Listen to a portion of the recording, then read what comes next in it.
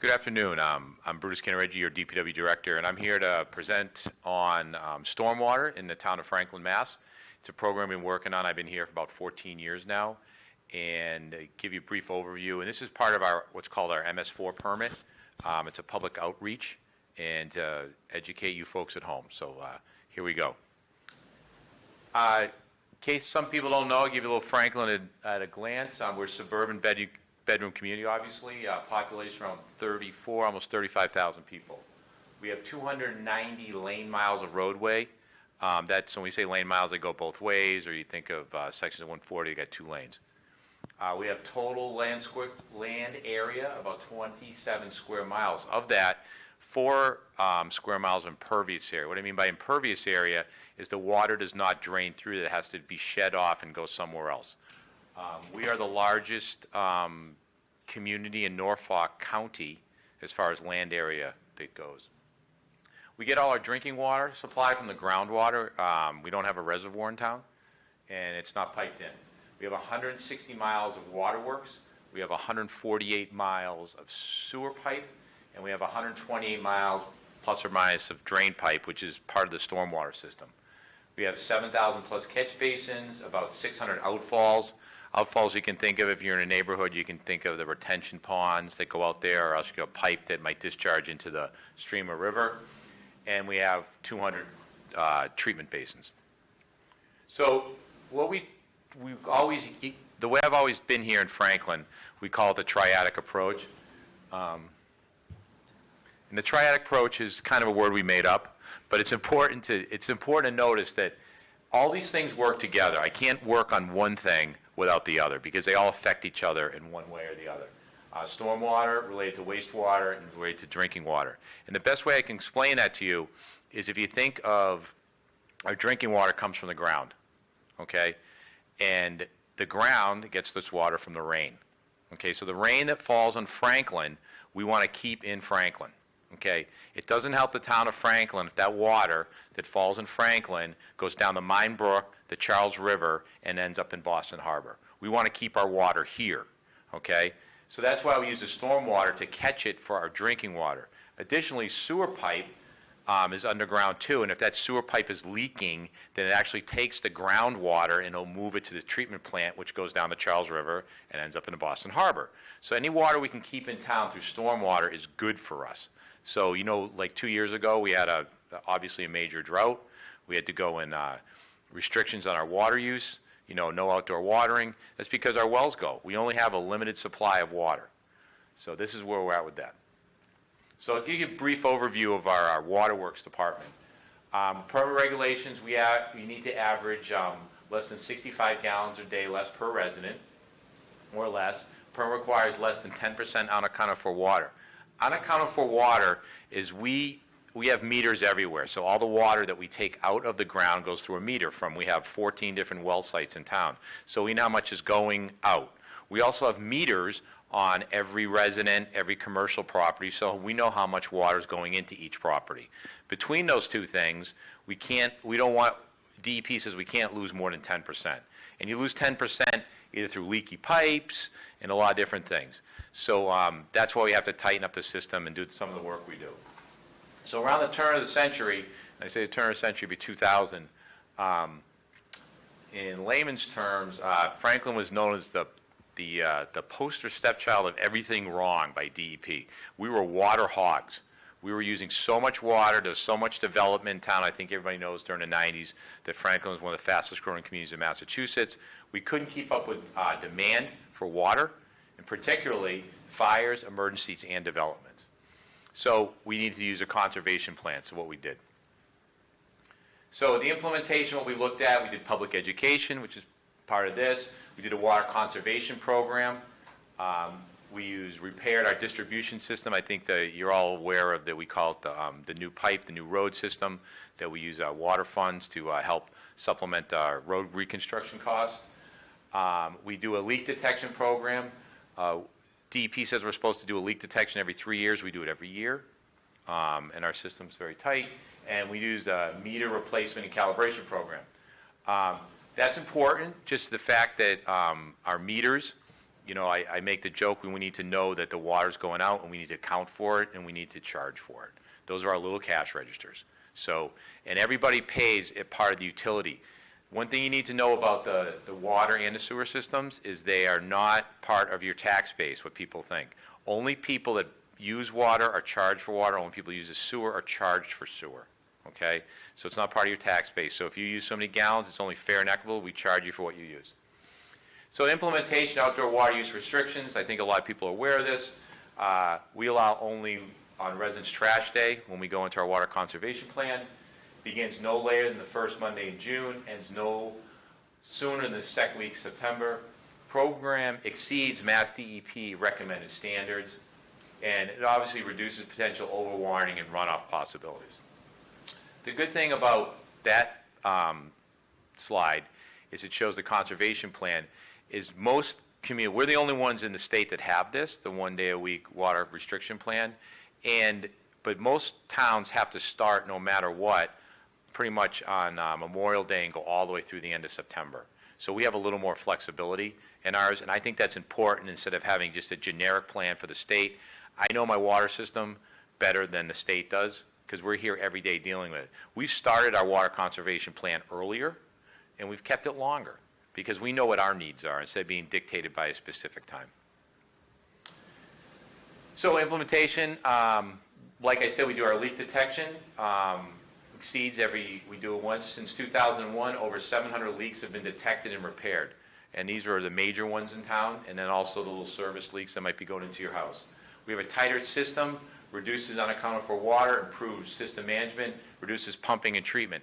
Everybody talks about sustainability and cost. All the groundwater, we don't have to pump out of the ground. We're saving energy. It costs a lot of energy to take that water. We have a lot of pumps. We have a very big electric bill, trust me, annually, hundreds of thousands of dollars. So if we're not pumping out of the ground, those costs are reduced.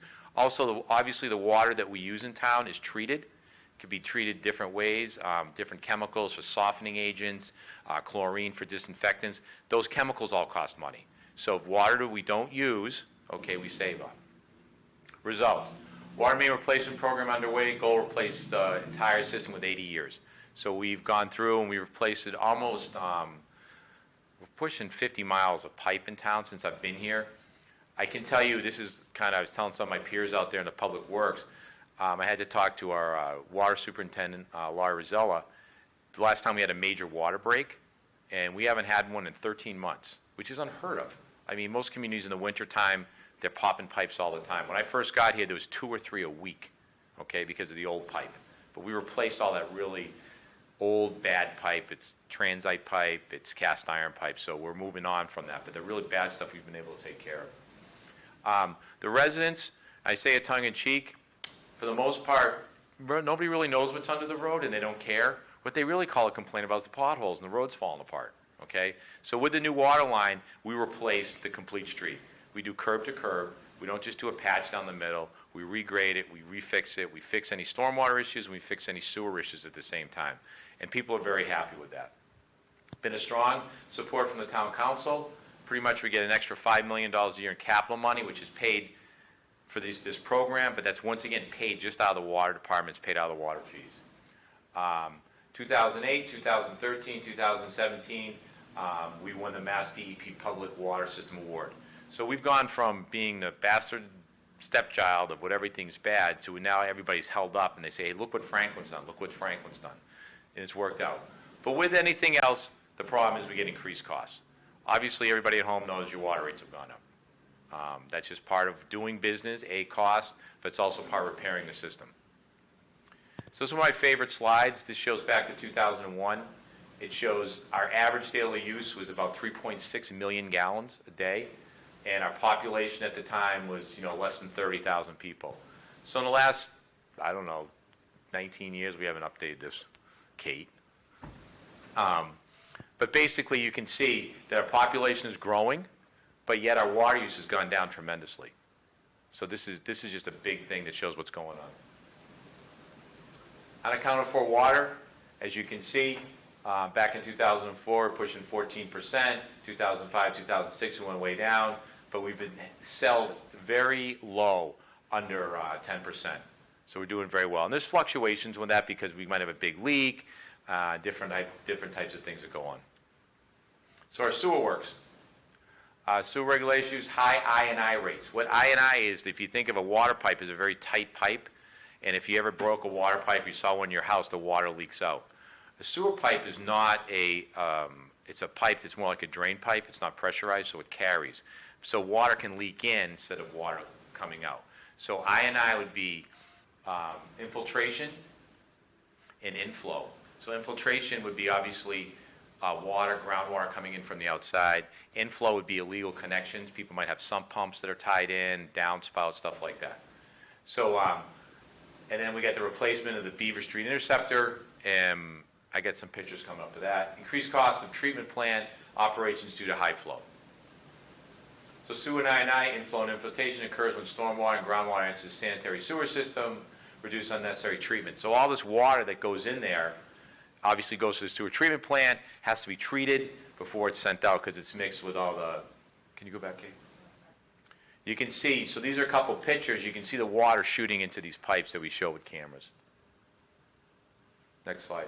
So public, once again, implementation, public education. We promote low flow fixtures. We have a program, if you don't know about, down at DPW. You can get a $50 rebate for a new low flow toilet if you put in your house. You can also get a $50 rebate if you put clothes washer, right? Washing machine, yeah, I'm sorry. I get nervous up here. So you get $50 for that too. So you just bring us your receipt, you show us the mall you bought. If it meets the water sense, you get that money back. We restrict new sewer extensions. Any new sewer extension has to go through the town council. Implementation of strict inspections, higher standards, and then we looked at packaged treatment plants.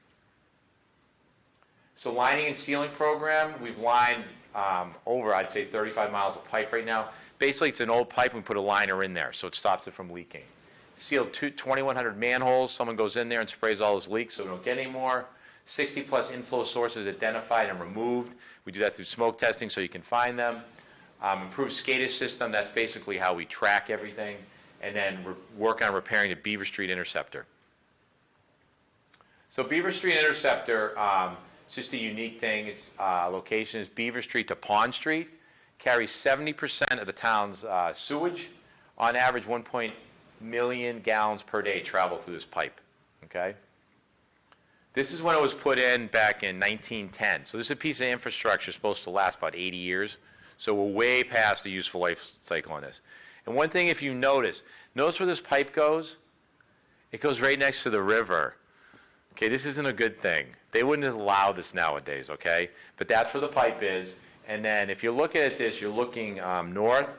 On the left-hand side would be the Franklin Village Mall and the railroad tracks. It's very inaccessible. So if we have a problem down there, if that pipe breaks, we're going to get raw sewage going everywhere, okay? So we need to really take care of them, we have.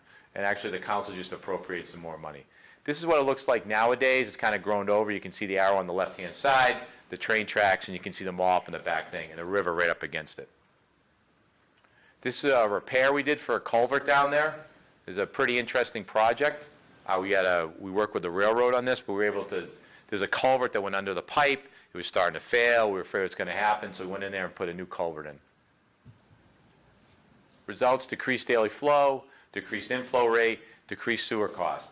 Beaver Street Interceptor is still in use with capacity. So you can see the infiltration gone, and before and after we line the pipe. Sewer I&I, this just shows how much work we've done. We've reduced 600,000 gallons a day on average going through our system. That's a lot of water. Stormwater, why we're here. Stormwater regulation issues, protection of the Charles River Basin. As I said, we all drain into the Charles River. That's where all our surface water goes. One of the problems that the regulators have right now is called phosphorus loading. There's too much phosphorus. Phosphorus is a naturally occurring element. It also can come from fertilizers. So what happens is the phosphorus runs off, goes down the catch basin, goes down the pipe, ends up in the river, and potentially could cause, it allows growth in the river. And it can cause bacteria and blooms out there that can kill fish, wildlife, and also make it not safe to swim in. So they want us to start cleaning it up.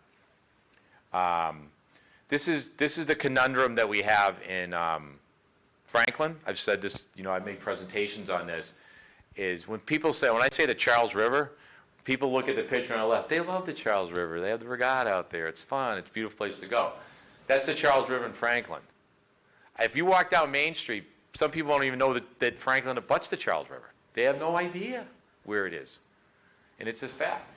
Up until, I think 2 years ago, we were able to acquire some land down off of Lincoln Street. But up until that point, there wasn't even a place that a resident could go and be on Franklin town property to use access to Charles River, because there was no public land along there. It was all privately owned. So residual designation authority is something the EPA has looked at. They basically, it's a control type thing. A lot of this is coming into our new permit. Private sites with 2 acres might have to obtain special permits, reduce groundwater management. It's a complicated type thing. But basically what it goes, I wanted to keep these slides up here because some of the stuff's on a new permit. What Franklin's looking at, what EPA wants us to do, and Franklin, there's a permit out there now, the MS4 permit, that Franklin, with a bunch of other communities, is appealing. But what the EPA is looking for Franklin to do is basically spend $60 million for this phosphorus problem. I think it's higher because there's also land acquisitions that go along with that. But put $60 million in perspective, that's a lot of money. Okay, and they want us to spend that money over 20 years. So that's $60 million that would have to come out of police, fire, library, schools, public works. Okay, so it's a big number. So we went through this, we worked with other communities, and we're protesting, we questioned the science. The biggest things I question the benefits and I question the value, and I say this all the time. Of course, we do more about pollution than most people do, and we're the active mind, but it's also, you still have to sell it, have to convince folks at home. The one story I always say is about my wife, and so all this permitting comes under the Clean Water Act and the Clean Air Act. So the Clean Water Act, it's a great program, and started in the 70s, and you remember all the Cuyahoga River caught on fire out in Cleveland. That's how bad the industrial pollution was, because back in the 70s, all the plants and everything along the Charles River used to dump raw sewage and raw industrial waste into the Charles River. And we go back to this famous song, I Love That Dirty Water, they're talking about the Charles River. Now everybody wants to be on the river. But back in the 70s, you don't want to be anywhere near the river because it stunk, it was dirty, it was nasty. So they needed to clean it up. And you can explain that to people, and people understand that. They understand they don't want industrial discharge. The same thing with sewer. People's septic used to just go right into the Charles River. And raw poopies going floating down the river. And you explain that to people, and they get that. They understand that that's not a good thing, and they understand that. When you try to explain to people about stormwater, and you talked about phosphorus loading, and maybe on the right day there might be a problem, it's going to cost you $60 million, and I got to lay off 2 firemen and 3 teachers and everything else to pay for it. That's a hard sell, and that's a hard concept to grasp. Next slide. So we offer different benefits and solutions. We were leading this. We went after low-hanging fruit. So phosphorus fertilizer ban, something we started in Franklin, which is now a state law. So basically, phosphorus, as I said, is a very common thing. It was used in fertilizers. It's used as a carrier, but it's not really needed because there's so much around. But the fertilizer company used it because it's an easy packaging. So we've actually you can't buy bags of fertilizer with phosphorus in Massachusetts anymore. You can if you do a soil test and you can justify or you're a farmer, but you can't just go to Home Depot and buy that bag. They all have the 0 in it now. And what they did, that just because the EPA looks at things on a global level, and so they reduced whatever the state has to reduce in phosphorus by 10%. So it was a big deal. Looked at stormwater utilities, credits, banking, matching funds, extended timetable. Options, stormwater utility, road narrowing, sidewalk removal, new technologies, porous asphalt, green, permeable pavers. This allows the water to go through and soak in, pass local bylaws, improve current system, additional BMPs that we could do. So groundwater recharge is a priority in town. Like I said, I started off with, we want to get the water back in the ground. Local bylaws require stormwater recharge for new construction projects and retrofits of existing stormwater management structures. What I mean by that, so if it's a new facility coming into town or they're going to retrofit it, basically our planning requirements, they have to capture the first inch of water that falls in 24 hours and keep it on site. So it goes back as groundwater recharge. And that's the same thing as, developments. If you go to a new housing development, they see these big retention ponds. They capture the water that might become the impervious area. Impervious area would be defined, obviously, as the parking lots, the rooftops, sheds, things like that. And they have to go to a certain area, drain, they're filtered, and goes back into the ground. And they encourage landscaping with using native and drought-tolerant plants. So this is what we actually did. We did a lot of these public education, which is a part of. We got a lot of grants. We worked with other towns, worked with environmental groups. We did a lot of BMPs, reduced impervious service, and we did a lot of low-impact development bylaws.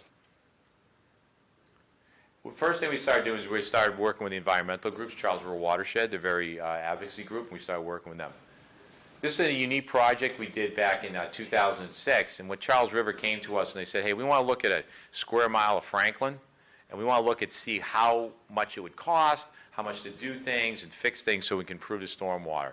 So we picked a square mile of Franklin, basically, that had different types of terrain, and this is basically the area off of Union Street, Cottage, Wachusett, that area. And we looked at, because some of it's very dense, as you know, and others a little spread out in some of the parks. So we looked at areas that would be the best solution. Then we said every project we do in town, every reconstruction project, has to have a stormwater element. So we got to look at things. Sidewalk or roadway reconstruction, we remove sidewalks and we narrow the roadways. Okay, removing the sidewalks, most of the time in subdivisions, people don't even use the sidewalks. We know that they walk down the road, especially like cul-de-sacs and things like that. And they really don't need 2 sidewalks, so we reduce that.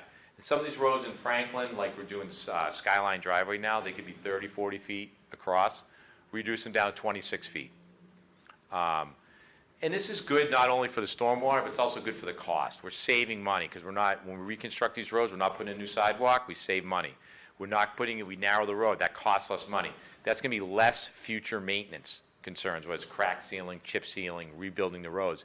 And then in the future, so we save money that way, but we save construction costs there. So if I save a couple $100,000 on one job, I get to repair other roads in other parts of Franklin. So that's why that's a good program. BMPs, look at rain gardens, tree wells, bioretention areas. We passed the local bylaws like I talked about. We went after a lot of grants. Results and benefits. This is the first one we did. It was kind of funny with Charles River Watershed, big advocacy group. They came up with this big plan, and I called them up one day. He said, we're actually going to build one of those things you thought of. And they were like horrified because no one actually listened to them before. But we thought it was a good idea. And I like this one, Wachusett Street. We installed 5 rain gardens. Municipal property was available. We didn't have to take anything, no liens. Roadway was already in construction, so we're already digging it up. We're not creating something new. We're making improvements, so the costs are less associated with it. And we financed the water line replacement program. And the other one thing I liked about that project, and that's that the Parmenter School, I'm really big into public education, and I'm really big in retraining, our youth. So that's why if you go out there, there's nice signs out there that Kate designed, explains everything what's going on. We've had teachers come out and engage us. They bring the kids out there and they talk about what it is in the water, because it's hard to retrain people. It's much easier to train the next generation. Lockwood Drive, this was another one that had a big overgrown, this was more of a flood control issue. So it would stop the water from going down the hill really fast. So what we did, it had short-circuited. So basically we just made the outfall higher and we fixed and we slowed the water down so the water could stay there and go into the ground. And it worked out really well. So this is part of a 319 grant. 319 grant, I forget how much this one cost. It was a couple $100,000, but what you can do is in-kind services. So our guys, the DPW guys, actually went out and did a lot of the construction work. And this is what we built. So on one hand, we're getting paid by the feds to fix it. We're using our own guys. We're training on them. So it's like a win-win situation. And the town gets hundreds of thousands of dollars because of this. Anchorage Road, this is one that we put a new water line in. And I always removed one sidewalk, 30 foot was reduced to 28. Cul-de-sac removed and was replaced with a rain garden. And public information was held. This is always interesting. You look up in the corner, you can see where the cul-de-sac was at the time. And the reason I always ask the folks in the audience the reason why. Do you know why that cul-de-sac was there, sir? It's all about frontage. It has nothing to do with the road. They just want to get extra building lots up there, so they put the cul-de-sac in there. So by removing the cul-de-sac, people, we didn't change the zoning, we didn't change any of that, but we reduced the impervious area. So this is Anchorage Road, obviously before and after. You can see how wide the road used to be on the left-hand side. Then you can see the rain garden down the end. And a lot of times people, they have questions about it, and no one likes change. But once we do it and rebuild it, most people really like them. Bright Hill Estates, developed in the early 80s. Road width was 32 feet of sidewalk, both sides. After, reduced pavement down 28 feet, removed one sidewalk. So 70,000 square feet of impervious area. So I also got this thing. You got the Burger King, you got the Dunkin' Donuts, and you got the gas station over on West Central Street. We basically, by redoing that, we removed their parking lots, right? Because now they all drain instead of going along with it. So it was a good one. Lincoln Street culvert reconstruction. This is one that obviously it was failing, so we're going to go ahead and fail it. We're going to rebuild it. We got some emergency money from the council. So if we're going to go ahead and do it, we're going to fix it. We're going to make it right. Besides just not so it doesn't undermine the road, we want to put some retentions area. They're stopped, doing training. We did 7-4 bays to catch anything that might be coming off Lincoln Street, trash, oils. That's one of the other things, what happens on impervious area is we have to put out, obviously, sand, snow removal, stuff like that. We put the sand out for traction or stuff blows in the road. When cars travel over that, everybody knows they drop a little antifreeze, they might drop a little oil, tire residue, everything like that. All these fine particles attach to the sand, so that's picked up by the water, and then it goes down the drain. So that's why we have those catch basins. They all have deep sumps in them, so we can catch them there. That's why we clean them out, because that material is very contaminated. But if you have a high flow event, it might bypass that, and it might end up somewhere else. So that's why we put these areas, and it'll catch that stuff also. So it keeps that stuff from going into the groundwater or down the river. This is the Peewed parking project. This is done down by the train station downtown. Once again, we got grants to rebuild this. So if we're going to rebuild it, we put in these retention areas. So now we're capturing all the water, we're treating it, and it goes back in the ground. Before, it was all just areas that didn't capture anything. Pine Circle. Once again, big short cul-de-sac, replaced the pipeline. We talked to folks out there. We said, hey, do you want a smaller cul-de-sac or maybe put an island in the middle? So the people on Pine Circle chose an island in the middle, and we cleaned it up and put a nice tree in there. Island Road, they wanted the opposite. We don't want an island. We want a smaller cul-de-sac. So you can see how much we reduced the cul-de-sac. It used to go way back there. So reduce the size of the cul-de-sac. And they're happy. We're happy. Less cost. It's all good. Greensfield's construction, once again, one of those little goofy cul-de-sacs that were there. We took it out. We just gave the guy his driveway, and we put a nice rain garden in. And you can see that from the photos. This goes back to the Building Blue project for the Parmenter School. And it's a little more specific. Basically, the areas on the right, it shows everything we captured. We captured that and the rooftops, and we put them into the rain gardens retention thing out front, and they captured. That's all treated before it goes into storm pipes. And we reduced everything. So this is what at the top is what Charles River came up with, and this is what we built at the end. Another 319 grant. This was the sculpture park. So the condos up on the hill used to drain right into the brook. And what we did is we put retention ponds in, we captured everything, and we recharged it. So we're redoing that whole area. What else can we do there? So we created a sculpture park. That's, if you haven't been down there, it's on Panther Way by the police station behind Vendetti's. It really came out nice, so we're getting a multifaceted thing. We try to incorporate different things. Rain gardens in public areas, like I brought up the train stations, the parks, the schools. Once again, high visibility, high educational value, so people understand what's going on. Pavement reduction, this was done over on Lincoln Street. Traffic calming. I can tell you in all my years in public works, everybody calls for a sign. Everybody calls for flashing lights. Everybody calls. People don't pay attention to that. They really don't. What slows people down is narrow roadways. It really does. Going through neighborhoods, a lot of times they say when we're doing this reduction, you're like, oh my God, you're going to reduce our road, this, that, and the other thing. People speed and everything else. I can tell you, people from Bellingham don't drive at Skyline Drive to speed. Okay, it's your neighbors, and it slows people down. So by reducing the pavement It's a benefit for our stormwater program, our water program, but also slows people down. It really does. These are just a list of grants that we had. Since I've been here, we've got close to $1 million in grants that the town has got that other towns have not got. I mean, we far exceed any other community our size. I mean, the only ones I think comparable would be like a Worcester. I mean, Boston's in their own league, but you know, Worcester, we've done a similar to them. So we get a lot of money, and it really helps out, and it pays off in the long run, and we're able to do things because it's still our money, it's tax money, but it's stuff that we're eligible for. And then we can go back and tell everybody did the right things. Obviously, results, accolades, we get a lot of positive press out of this, what we're doing in Franklin. And my final thoughts is public education, which is a part of trying to get the word out. We have to understand the requirements and regulations, which is what we do. Some communities don't. You got to create value for different users.